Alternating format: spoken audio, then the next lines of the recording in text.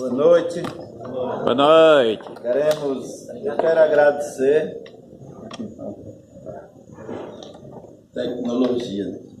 Quero agradecer ao pastor Soares, né, que sem me conhecer confiou que os irmãos trouxessem pastor do Ceará, lá de Juazeiro, né, então é muito corajoso.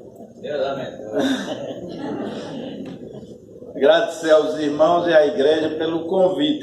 Eu os conheci, alguns, em fevereiro, no acampamento Elim, acampamento lá na Lagoa do Bonfim. Como é o nome do acampamento? Elim. Acampamento Elim, né? Foi um prazer conhecer estes irmãos. Eu vou pedir pegar aqui o controle, ver se nós nos adaptamos aqui com ele. É um controle de jogar videogame. Eu não jogo mais. Olha, já começou de cabeça para baixo. Então, a minha esposa, ela está aqui. Pedi que ela fique de pé para que aqueles que ainda não viram possam conhecer. A Ilha Maria, eu gosto de chamá-la de Ayla Melry. E nós nos conhecemos no dia 1º de maio de 1981. Creio que alguns aqui ainda não eram nem nascidos. Começamos a namorar neste dia e casamos nesse mesmo ano. Então, no dia 19 de dezembro deste ano, completaremos, se Deus quiser, 38 anos de casados. Ela tinha, quando nós começamos a namorar, 17 anos. E assim que completou os 18, nós casamos, eu tinha 19 anos. O nosso tema é famílias firmes no mundo em crise. Eu quero dar aqui umas referências, nós vamos ler essas referências durante a mensagem, né? Nós estamos falando que as famílias do mundo estão em crise e que nós, como famílias, devemos ser firmes. Eu alistei, baseado em um livro muito bom, As 5 Forças do Amor. E essas forças, elas vão fortalecer o casamento neste tempo em que o mundo está em crise. Como o irmão citou aqui, nós vemos divórcios todos os dias, e esse divórcio, felizmente, tem chegado às igrejas, né? Então, nós iremos ver algumas referências. Eu não vou ler agora, porque eu vou ler durante a mensagem. Também vou colocar um relógio aqui, para eu não passar muito tempo. Gênesis, nós vamos ler 26, 8. Iremos ler também Deuteronômio 24, verso 5. Iremos ler, então, essas referências aí durante a mensagem. Aí está a minha família. Como eu disse, nós começamos, nós dois, em 1981, e hoje são 15. Nós temos 3 filhos, um filho. Eu não estou muito bem, porque eu não estou vendo ali, né? Se pudesse virar só um pouquinho, isso vai dar trabalho se for atrapalhar embaixo aí, tá? Não, deixa estar, não pode atrapalhar. Então aí, ó, o meu filho é esse que está de barba. Minhas 2 filhas, uma está aqui com vestido vermelho, a outra de blusa branca lá na ponta, né? Aí são os maridos dela. Um filho, 2 filhas e 7 netos. 5 homens estão aí e 2 mulheres. A minha filha mais nova, essa que está com a menina, tem 2 meninas. Minha filha mais velha, que está com aquela criança, tem 3 homens. Esses 2 que estão de joelhos aí, e mais o que ela tem no braço. E o meu filho, ele mora em São Paulo, Paulo Júnior, tem dois, o que a esposa dele está segurando e o que está aí, o Davi e o Samuel. Então aí está a família, né? Nós pensamos bem, nós começamos só nós dois e pela graça de Deus construímos esta família, né? Eu costumo dizer, e eles não ficam com raiva de mim, os meus filhos, eu digo, mas nós já nos livramos deles. E hoje nós podemos viajar mais, aproveitar mais. Foi uma luta para criá-los, né, no mundo em que nós estamos, de trabalho e também de dificuldades, mas nunca nos arrependemos, faríamos tudo de novo. Então vamos falar, quis apresentar a minha família, porque vamos falar de família. Então, amor ou paixão? É difícil saber a diferença para você? O que é amor, o que é paixão? Eu vou descrever aqui, baseado em um dos livros de Judith Virosti, como ela diz. Veja a distinção que ela faz no livro Amor e Culpa. Ela vai dizer significado de amor e paixão. Sobre um amor, nós vamos já ver sobre amor e paixão, mas sobre o amor, um jornal de Montana, nos Estados Unidos, publicou uma frase bem interessante. O amor é um sentimento que você sente quando sente que está sentindo um sentimento que nunca sentiu antes. Agora, a dinâmica é você levantar e repetir sem ler. Então, o amor é um sentimento que você sente quando sente que está sentindo um sentimento que nunca sentiu antes. Se for isso, então é amor. Agora eu discordo em parte. Por quê? Porque para mim amor não é sentimento, amor é uma escolha, é uma decisão. Sentimento para mim é paixão, mas amor não é sentimento. Nós herdamos dos gregos a ideia do amor, então vem como ideia de sentimento. Se tivesse herdado dos hebreus, não é. Para os hebreus, amor é uma escolha. Quando o versículo mais conhecido da Bíblia, creio, é João 3,16. Diz, porque Deus amou o mundo de tal maneira. E para explicar a tal maneira que Deus amou o mundo, diz que deu seu Filho unigênito. Então é uma decisão que custa algo. Não é muito barato uma decisão quando você decide amar alguém. Então Deus amou o mundo de tal maneira. E para explicar a tal maneira que Deus amou o mundo, diz que deu seu Filho. Ele escolheu, decidiu dar o seu Filho unigênito por nós. É um compromisso incondicional com uma pessoa. Amor. Eu prometi dar aqui a descrição de amor e paixão. Então vamos lá. Paixão. Paixão é quando eu penso, isso a autora do livro está dizendo. Paixão é quando eu penso que ele é tão bonito quanto Leonardo DiCaprio, tão puro quanto o pastor Martin Luther King, tão engraçado quanto o cineasta Woody Allen, tão atlético como o atleta Usain Bolt e tão inteligente quanto o astrofísico Albert Einstein. Pronto, isso é paixão. Agora sabe o que é amor? Amor é quando você compreende que ele é tão bonito quanto o Woody Allen, tão inteligente quanto o atleta Usain Bolt, tão engraçado quanto o pastor Martin Luther King, tão atlético quanto Albert Einstein, e nem um pouco de bonito como Leonardo DiCaprio. Mas você o aceita mesmo assim. Então isso é amor, deixa de ser paixão e passa a ser amor, né? Então, amor é um compromisso incondicional com uma pessoa sabidamente imperfeita. Você formou um compromisso com uma pessoa sabidamente imperfeita. Por quê? Se nós encontrássemos uma pessoa perfeita, estragaríamos ela, porque nós também não somos perfeitos. Não há pessoas perfeitas. Então, sobre as forças do amor,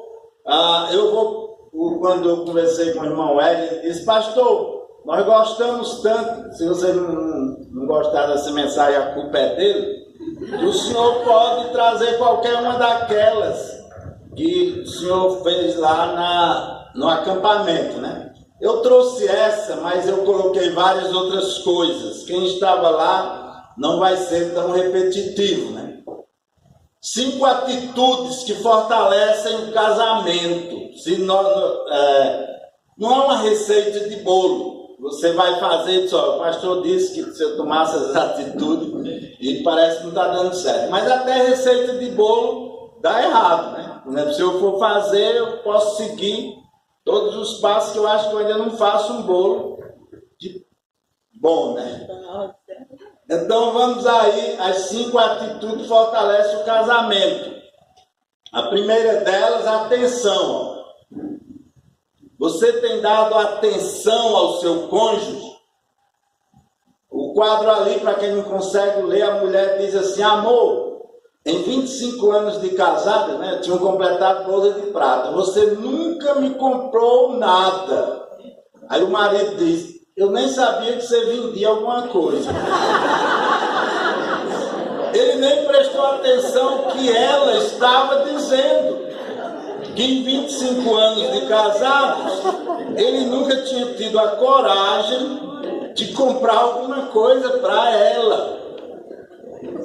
Ele não dava muito atenção, mas ele pensava que ela estava vendendo alguma coisa. Então, nos anos 80 era assim, olha a mesa, todo mundo dando atenção ao outro, ouvindo, conversa dos pais, dos avós, não era algo, mas hoje é assim, ó. Até o cachorro está distraído.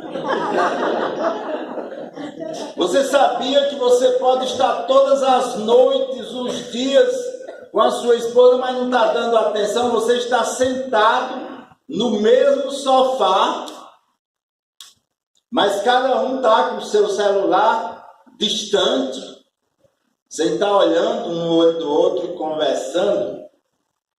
Então era assim antigamente, nos anos 80, quando nós casamos era assim. Hoje, se não tomar cuidado, está assim, ó. Falar nessa foto aí, ó, uma professora muito querida nossa lá do SBC, do Seminário Batista do Cariri, os filhos a convidaram para um almoço do Dia das Mães, num clube bacana, reservaram um espaço. E quando sentaram, ela tem uma família grande, bem maior do que essa minha, é claro, ela já tem até bisnetos. Sentaram para homenageá-la, ela também sentou, ficaram como essa hoje em dia. De repente ela pegou a bolsa, botou no ombro e ia saindo, só perceberam quando ela já ia longe. Aí disseram: mãe, está indo embora, corre, vai buscá-la. Aí foram lá: mãe, o que houve? Ela disse: não, se for para eu estar só, eu estou em casa. Quer dizer, cada um estava com o seu celular, não estava dando atenção. Deuteronômio, o versículo que eu disse que nós íamos ler era esse. Veja como Deus, isso não é uma invenção, Deus quer que você dê atenção ao seu cônjuge. Quando um homem for recém-casado, não sairá à guerra. Agora veja que este versículo, que esta ordem de Deus foi dada numa época que era para guerrear. Por quê? Porque Israel estava entrando, conquistando a terra prometida, tinha que ter guerra. Quando um homem recém-casado,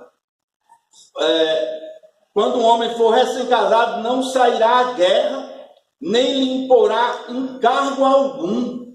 Por um ano inteiro ficará livre na sua casa para alegrar a mulher que tomou. Por um ano. Né? A lua de mel hoje dura uma semana, né? Uns dias aí, no final de semana. Naquele tempo era um ano. O homem tinha que estar em casa, em outras versões da Bíblia, para fazer a mulher feliz.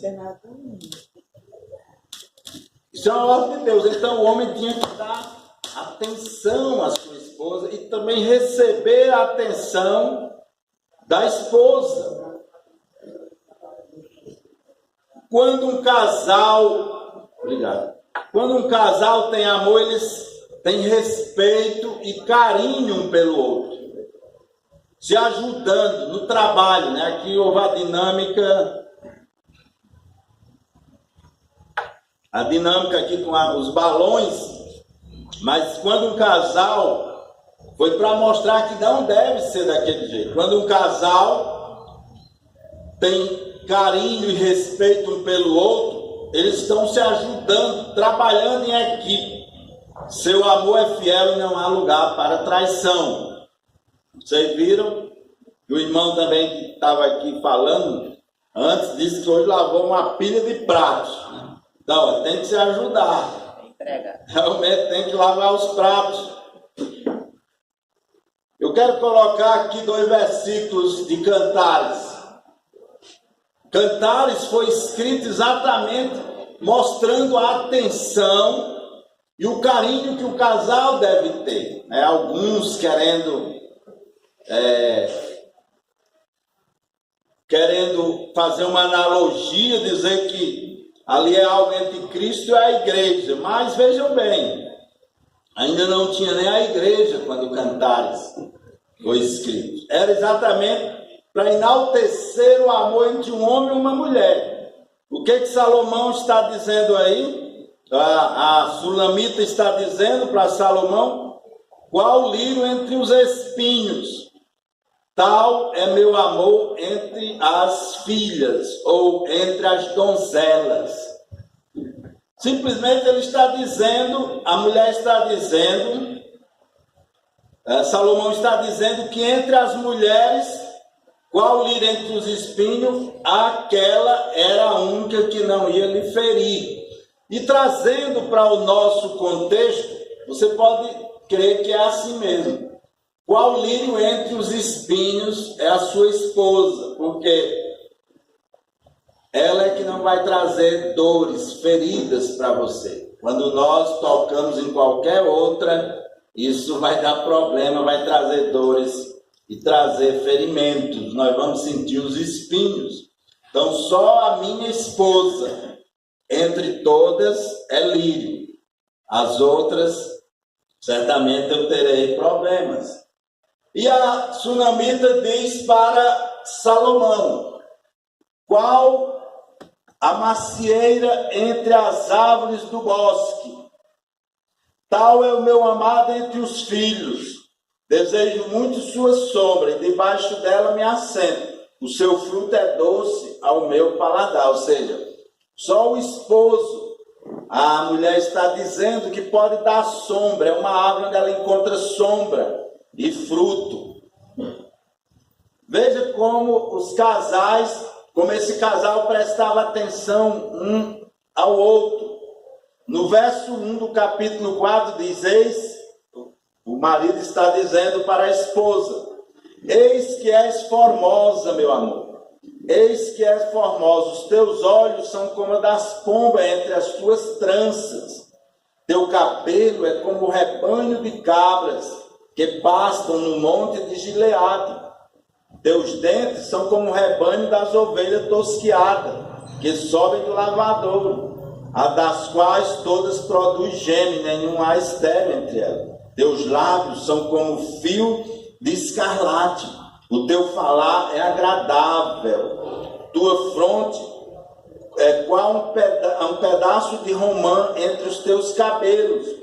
Teu pescoço é como a torre de Davi, edificada para pendurar armas. 1000 escudos pendem dela, todos broquéis de poderosos. Os teus 2 seios como 2 filhos gêmeos de gazela que se apacentam entre os lírios.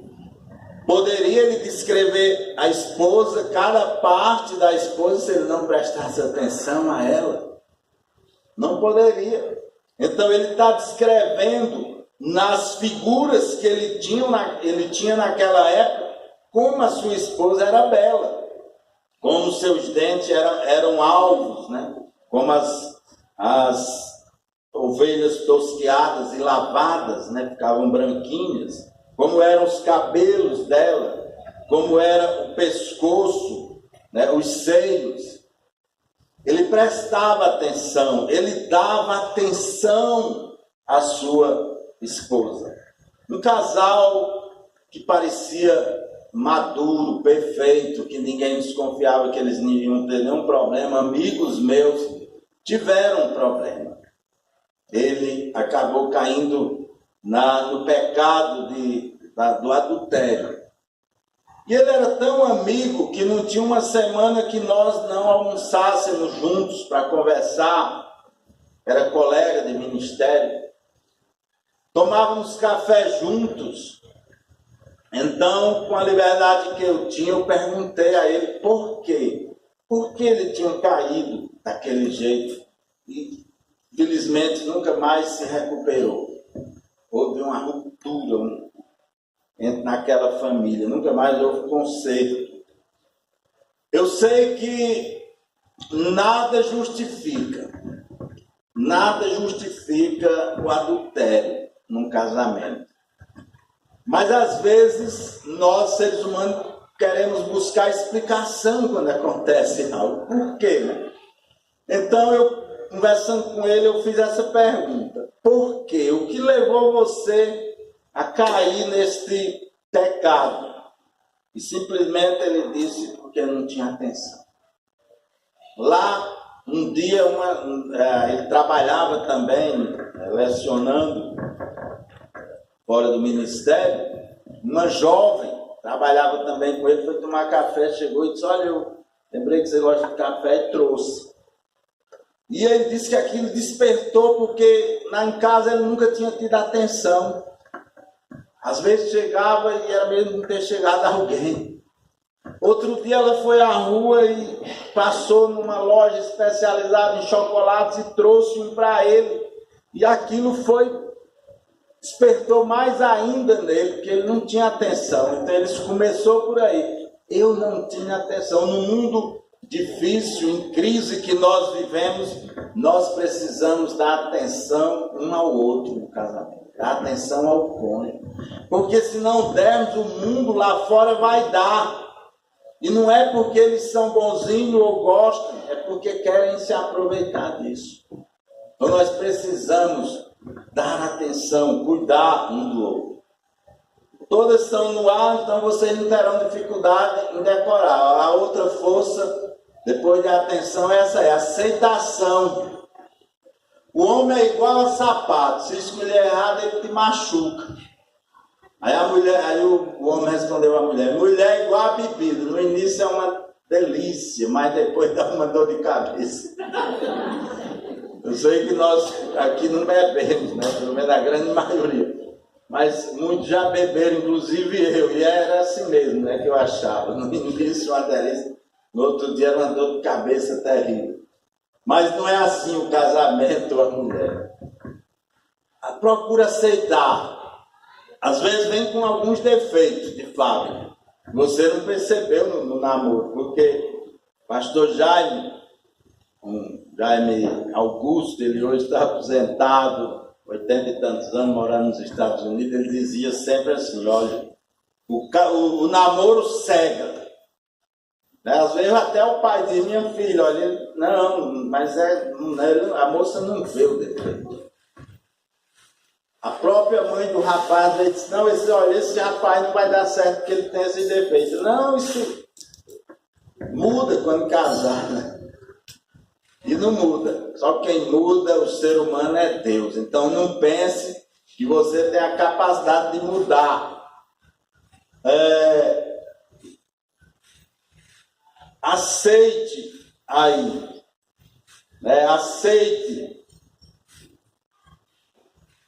Porque você não vai conseguir mudar a pessoa com quem você casou. Então não fique procurando defeito. O pastor já me disse, o casamento cega. Ou o namoro cega. Mas vem o casamento e restaura a vista. Porque diz, mas ele não era assim, né? Já começa a ver. Não era desse jeito ele, né? Então, aceite. O amor é uma escolha. O casal precisa escolher amar todos os dias. O verdadeiro amor não acaba porque os dois decidem que não vão deixar acabar, né? Acabou a emoção. Por isso que eu digo que amor não é emoção, né? Você aceite. Quando você está dirigindo seu carro e acaba a gasolina, você deixa ele lá, joga a chave lá e diz, eu não quero mais. Não, você vai procurar colocar mais combustível. Quando o carro dá um problema, você abandona. Então, quando surge o primeiro problema no casamento, por quê? Você vai também pôr um fim nele. Decida que não vão deixar acabar. Aceite um ao outro, mesmo com aqueles defeitos que você começa a notar. Uma vez eu fui chamado às 7 horas da manhã na casa de um casal para resolver um conflito. E esse casal tinha 10 meses que tinham casado. Chegando lá, eles disseram que queriam um divórcio, queriam se divorciar. Antes de qualquer outra coisa, me disseram, pastor, nós queremos nos divorciar. Aí eu disse, peguem lá o DVD do casamento de vocês para a gente assistir aqui. Ora, pastor, nós já estamos aqui com raiva um do outro, querendo nos divorciar. O senhor vai querer que a gente assista o DVD do casamento? Eu quero. Para quê? Eu disse, para eu ver e ouvir você prometendo a ela que era até que a morte separasse, e ela também prometendo a você, diante de Deus e das testemunhas. Como é que eu fizeram uma promessa que era até que a morte separe, e agora com 10 meses estão querendo o divórcio? Né? Quando eu casei, eu gosto de contar essa pequena história da nossa vida. No primeiro ano, meu sogro e minha sogra não queriam, né? E hoje eu dou razão a eles. Naquela época eu fiquei com raiva, eu me achava muito bom. Mas eu depois descobri que eu era um rapaz latino-americano, sem parentes importantes, sem dinheiro no bolso e vindo do interior. E naquela época ainda amava os Beatles e os Rolling Stones. Aí pensa a complicação. Qual é o pai que vai querer um camarada desse? De fora, desconhecida, eu cheguei lá na cidade dela, jogando sinuca e bebendo. Aí hoje eu olho para trás e digo, um camarada daquele, eu não queria nem perto das minhas filhas. Então eu passei a dar razão ao meu sogro. E para piorar, eles não queriam, mas nós casamos, tendo que concordar. Tiveram medo de acontecer algo pior, né? A gente ir embora, né? E hoje eu não aconselho ninguém tomar uma decisão dessa, como o irmão disse, né? Nós éramos descrentes no início da juventude. Mas aí, uma cigana, minha sogra era muito católica e também mística, e foi pedir para a cigana ler a mão dela. E a cigana leu e disse, esse casal aqui não passa um ano junto, não se separa. Aí foi pior a coisa. Mas nós já estamos decepcionando Satanás e a cigana aí já faz 38 anos, graças a Deus. Minha sogra faleceu em 2007 e dizia que foi o casamento que mais deu certo, né? Então, irmãos, decidi viver junto, né? Cantares 6, eu sou do meu amado, e o meu amado é meu. É dizer isso, e lutar para que esse casamento continue. Mesmo apesar que nós não somos perfeitos, tem aqueles defeitos que você não gosta no seu cônjuge. O irmão falou também, diz, vá para uma sapataria que tenha 200 mil pares de sapato. Para mim, lá em casa nem precisa, eu vou fazer a feira mercantil, todo mês, né? E desde o primeiro mês de casado, minha esposa nunca foi fazer as compras do mês só. Isso eu vou já falar sobre isso, é uma atividade que nós fazemos juntos. Mas eu agora aprendi, de primeiro eu me irritava, eu levo um livro para ler. Porque não precisa ser sapato. Ela lê a data de vencimento de cada um. O produto, quem foi o bioquímico que assinou aquele produto e se faz mal para alguma coisa, né? Então eu fico escorado no carro e vou ler no carro, enquanto ela decide se aquele produto é ideal. Não precisa ser numa sapataria, aí não, aí tem que assistir a um filme. Então, aceitação, você aceita o seu cônjuge como ele é. Não tem o atalho do divórcio. Nós vamos resolver junto isso. Né? Como nós falamos aí, lemos o versículo, eu sou do meu amado, o meu amado é meu. Esse versículo, quando são os versões que, em hebraico que nós colocamos nas nossas alianças, né? Essas alianças aqui, né? Nós tivemos em Israel em 2012 e, como eu disse, né, os filhos criados, e eu gosto de brincar, hoje nós estamos livres, né? Tivemos os filhos logo jovens, primeiro ano de casado, um ano de casado e poucos dias veio a primeira, e logo depois o segundo e a terceira, e eles todos casaram, a última casou em 2010, nos deixou mais livre e com mais algum dinheiro, porque aí nós não tínhamos que pagar mais curso de inglês, comprar livros, calçado, vestimenta, para viajar, e nós estamos aproveitando viajando, enquanto nós temos alguma saúde e disposição. Inclusive minha esposa hoje ficou preocupada,